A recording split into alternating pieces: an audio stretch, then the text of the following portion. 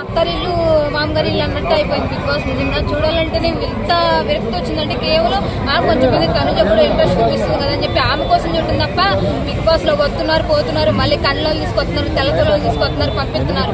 ఏంటో ఈ జనాలకు ఏంటో అర్థం కావట్లేదు. ఏంటంటే ఒక షో వస్తున్నారు పోతున్నారు అంతే, వాళ్ళ గురించి మాట్లాడుతుంది తప్ప అసలు గేమ్ ఏం ఆడుతున్నారు, బిగ్ బాస్ ఎందుకు పెట్టారో, జనాలు ఎందుకు ఎంకరేజ్ చేయాలన్న విషయం మర్చిపోతున్నారు.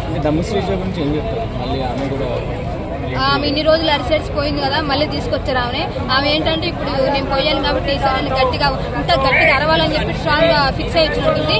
అందరి మీద ఒక్కొక్కరినే అరిసేస్తుంది బిగ్ బాస్.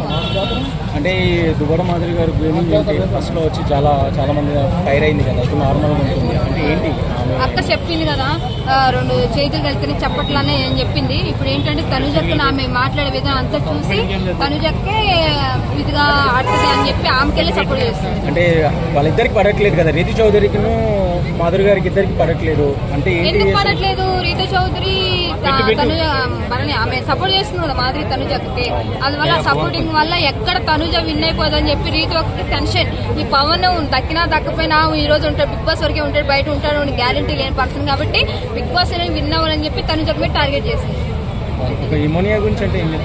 మనీలు ఓకే బెస్ట్ పర్లేదు ఆడుతున్నాడు, కానీ తనుజక్కని ఒక్కటి మోసం చేయడం వల్ల కొంచెం అని నాకు తన మీద కొంచెం ఇంట్రెస్ట్ పోయింది అంతే. ఓకే ఫస్ట్ పర్లేదు, తనుజక్కని ఎప్పుడైతే టార్గెట్ చేశాడో మమ్మీ లేదని అది డాడీ లేదని చెప్పి ఆ విషయం కూడా మాత్రం మనీ ఎందుకు అలా అన్నాడు, ఏంటిది ఇమాన్యుల్ ఎందుకు అలా అదే అంటున్నాం.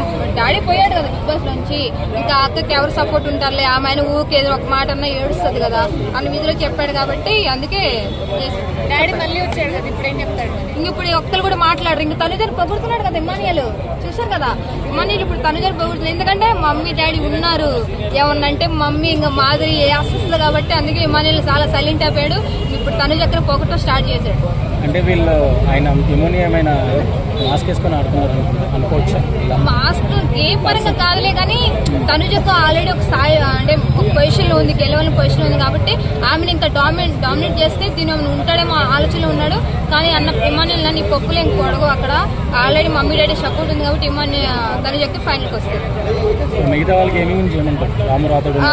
రీతు పవన్ గారేమో కొట్టుకోవడం జరుగుతుంది, ఏదో సొంత భార్యని కొట్టినట్టు నెట్టే పడి వస్తున్నాడు పవన్. మరి ఇంకా లోపల అట్టుందంటే కెమెరా చుట్టూ ఇంకా బయటకు వచ్చి అట్టు కొట్టుకొని వస్తారో ఏందో నాకు అర్థం కాదు. దయచేసి బిగ్ బాస్ లో అన్ని కెమెరాలు ఉన్నాయన్న చాలా మంది చూస్తున్నారు. నీ గేమ్ పరంగా నువ్వు నేను బాగా ఆడావు, అట్లాగే ఆడు. రీతు మీద కాన్సన్ట్రేట్ పెట్టినావు అనుకో, నీ గేమ్ భయ బిగ్ బాస్ భయ, బయటకు వస్తే ఏం మిగలదు. రీతు యొక్క చాలా మంది ఫాలోయింగ్ ఉన్నారు, నువ్వు కాకపోయినా బయట ఉంటారు, కానీ నీకు ఎవరు ఉండరు, అదొకటి గుర్తుపెట్టాలి. అంటే రీతు అడగడం కరెక్ట్ కాదంటారు, అంతగానో ఫ్రెండ్షిప్ అయ్యి ఉండి మాధురి గారు అంతగానో అరుస్తుంటే లేదా గొడవ పడుతుంటే కనీసం రెస్పాండ్ అవ్వలేదు.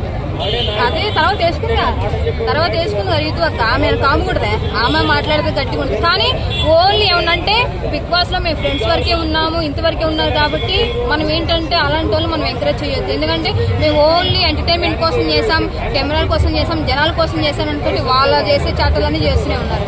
కాబట్టి దయచేసి మనకి ఏంటంటే బిగ్ బాస్ మీద కంప్లైంట్ వచ్చింది, బ్యాన్ చేయడమే కరెక్ట్ నా ఉద్దేశం. బ్యాన్ చేయాలి, బ్యాన్ చేయాలి.